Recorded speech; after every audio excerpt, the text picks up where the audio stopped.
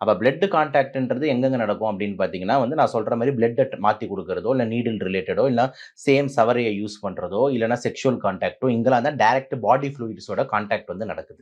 அதனால ட்ரக்ஸ்னால தான் எச்ஐவி கிடையாது. Needle common sharing of the நீடில்னால தான் எச்ஐவி. இப்போ ஒருத்தருக்கு எச்ஐவில பாதிக்கப்பட்டிருக்காருன்னா, அவருக்கு என்னென்ன மாரி சைட் எஃபெக்ட் காட்டும் சார்? கண்டிப்பா அறிகுறிகள் பொறுத்தவரைக்கும் பார்த்தீங்கன்னா, இது ஒரு ஸ்லோ பாய்சன் சார்.